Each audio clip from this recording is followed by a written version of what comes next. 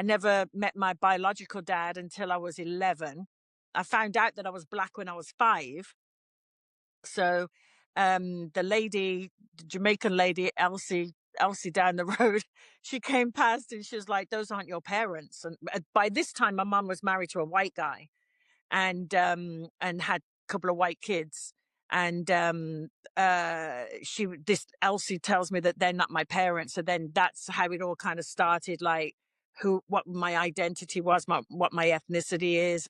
And yeah, and then that's how I found out my dad lived in America and he was a drummer. So firstly, Elsie, mind your business. Mind your business. How are you going to have that conversation with a child? Yeah. Mm-hmm. Yeah. Yeah. Can you explain to me what it's like? Because there's a lot of kids that are mixed race and they have identity problems. Can you explain to me, were those conversations just not had as a child? Yeah, definitely. Because you know what? Look, when you're little, you don't really necessarily see color. So I kind of knew there was something different, but not necessarily ethnicity, not skin color. And then afterwards, though, it kind of all clicked.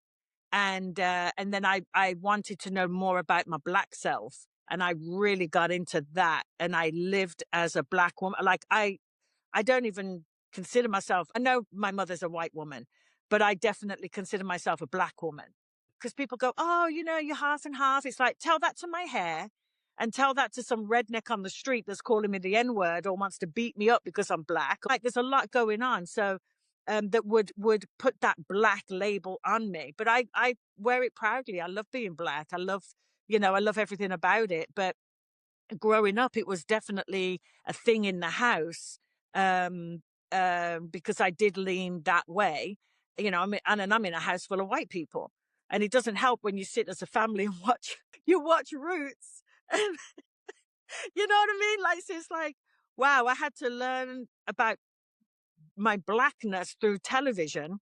And that wasn't necessarily a good entry into, like introduction into being black. But all my friends at school, Joy and Fiona and all them, they would braid my hair. My friend Fiona, she'd be like, "I'm going to show you I'm going to give you lessons in being black. Don't eat bananas in the street and lotion on your elbows and your knees at all times." And I've lived with that forever. Friends, I do have a lot of a mixed bag of friends, black and white.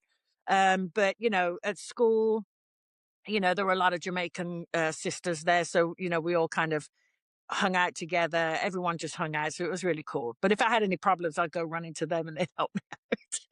For people tuning in that might not be privy to these kind of conversations, or was there ever a situation where the topic of race was avoided that somehow made it even more confusing? My mother would be like, "Oh, if black people and white people are fighting in the street, whose side are you going to choose?" Which I think a lot of mixed kids have that's a big question for them. What side do you choose, right? And I was like, well, I'd pick whoever was winning. I got into Nelson Mandela, I got into, that whole movement, and I think it really bothered my mom, Martin Luther King, or any black hero, any black leader. I was right behind it, wanting to know everything. And I think that kind of cheesed off my mum a little bit, because there's this white woman sitting there going, "Well, but it's like, you created me," like, and then just, like, I can't choose. I don't know that you should choose. You should just lean wherever your heart leans and wherever your soul, you know what I mean? So are you saying by exploring your blackness that annoyed your mum in some Oh yeah. or maybe she felt betrayed in some way? She did. She probably did. She probably felt left out. She probably felt like, well, I'm your mother. I've raised you, and you're leaning. But I just don't feel like you should choose. I believe in the one drop theory. One drop, and you're black. I mean, that's how it was over in America way back in slavery days. And personally, I feel like I'm a black woman. I'm proud to be a black woman. But I am very conscious of who my mother is. But I think it's interesting that people that aren't mixed race tell mixed race people which way that they should. Yeah. And I say this because I have mixed race people in my family. And I always find this concept, unless, let's say, you have grown up in a black neighborhood and solely around black people, for example, I, I don't think it's for anybody else to choose where that person kind of Yeah. identifies. Because if you live in an environment that's predominantly white, I would understand. We're not talking about the world now. We're just talking about the individual. I would understand.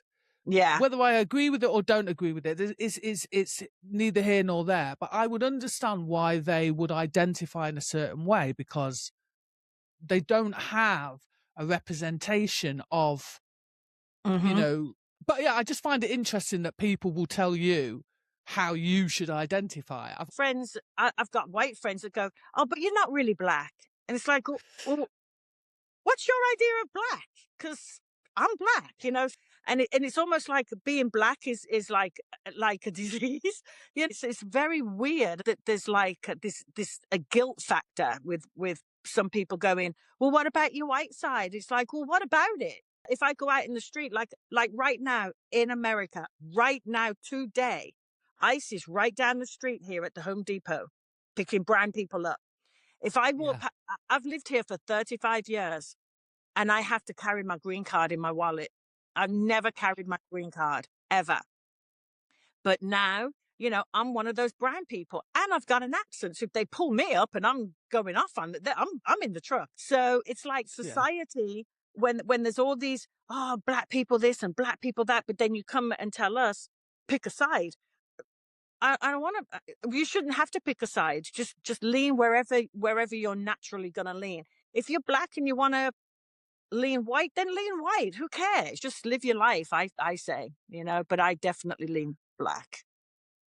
It's interesting because there's absolutely no way, if you're going outside right now and ICE is out there, they're looking at that light skin, they're just seeing black. Do They're you know what seeing I'm saying? black. That's what I'm saying. That's I could go down south, and you know, some person down there might decide to call me the N word.